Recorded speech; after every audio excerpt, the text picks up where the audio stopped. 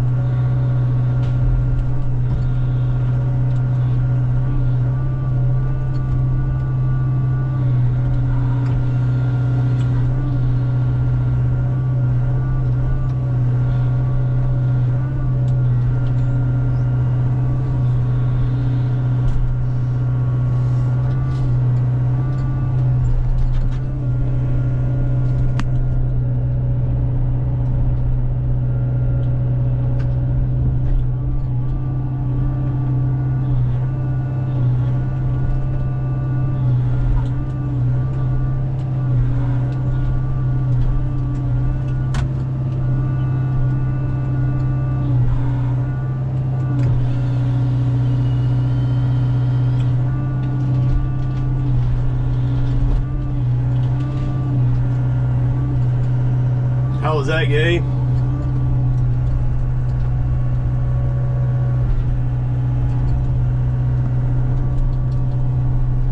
I'm gonna come back out and go over there and get that other big one over yonder. That's what I'm gonna do with it. I'm gonna move this water truck right here first.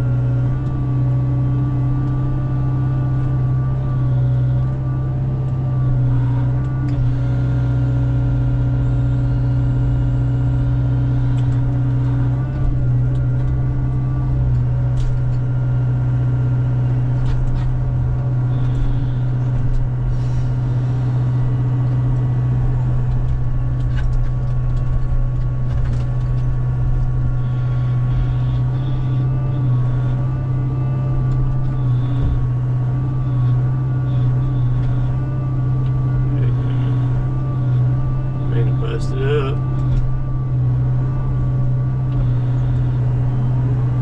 Alright, I've been a tad busy last few days. That storm come through last Thursday afternoon and there's been quite a lot that's went on. So you've seen that the video that you just watched was filmed on May the 1st. So it's been several days ago. Today's the 16th of May. And I'm over 100 hours on this thing now, which nearly every one of them has been with the limb reaper on the machine. To say that I am pleased with it is a big understatement. The thing is crazy at what I can do. We did some removals off of houses with it. The machine has got crazy power. I still hadn't found its limit yet as far as picking things up. I picked up a ash yesterday that was 55 inches diameter on the butt. I posted pictures of it on Instagram. It's right at 12 foot long, solid. And I had no trouble picking it up, leaving it in the grapple, getting out of the machine, taking some pictures with it, and was able to swing it, handle it, you know, whatever I need to do with it. It's, I do a lot of big removals with big trees, and having a larger machine has been incredible to have the more power than the Kubota. Nothing wrong with the Kubota. The Kubota's a good machine.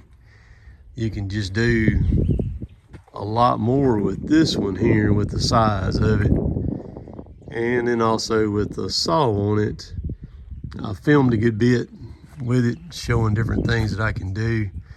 Now what I did in this video with the sweet gum, cutting it off up there like that, technically Rotobec does not want me to do that. They don't want me to show doing it anyhow. And they want me to put a disclaimer in there. And the reason why is because, you know, you don't know the weight that is above you that you're fixing to deal with, you have no idea what it actually is, which you can argue both ways. You can say a good operator, a good person that's in the tree world, they kind of know what the weights should be of different things. And of course it varies a lot, tree to tree, whether it's got leaves in it or it does or it doesn't, and everything along those lines.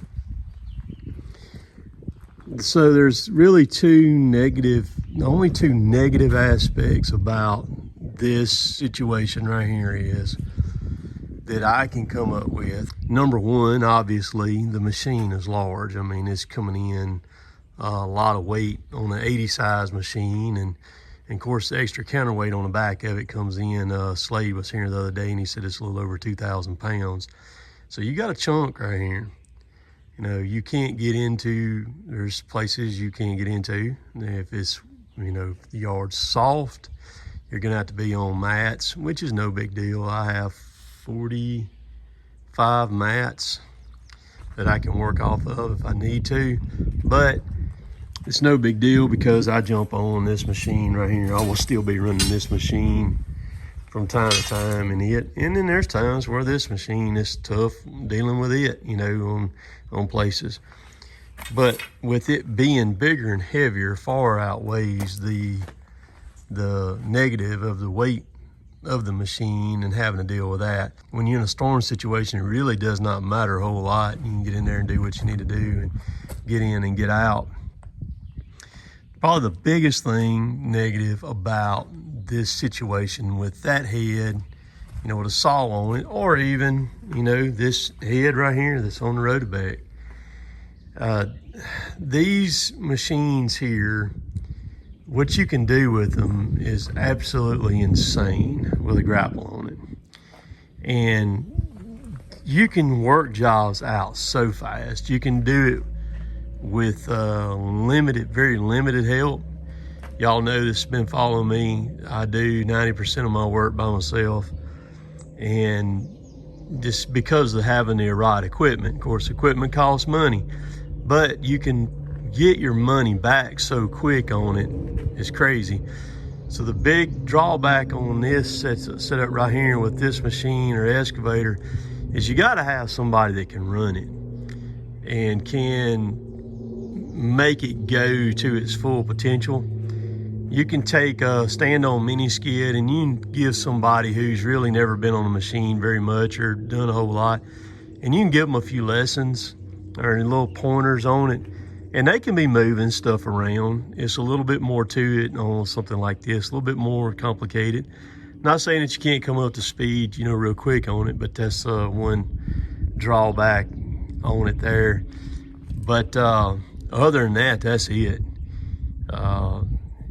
It's mind-boggling. There was a guy in the comments when I first got the saw running, and this is the comment that I was looking for from somebody. For what that head cost, he said, you know, I work anywhere from 7 to 10 guys. You know, I'll take 2 of them heads because at 40 grand, you're not having to deal with wondering if somebody's going to show up to work or not, or they don't get too, this thing does not get too hot. It does not get too cold.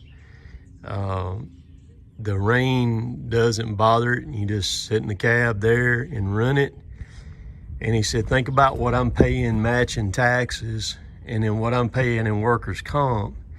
He said, I can recoup that money in 6 months. And he said, the biggest kicker is this right here. If I have a guy get hurt, there you go right there, buddy. That's where everything goes downhill then. You have a workers' comp claim, you have a man out. All righty. Well, I'm fixing to go in here and sharpen some saws and get this video ready. So we will catch y'all later. Later, taters.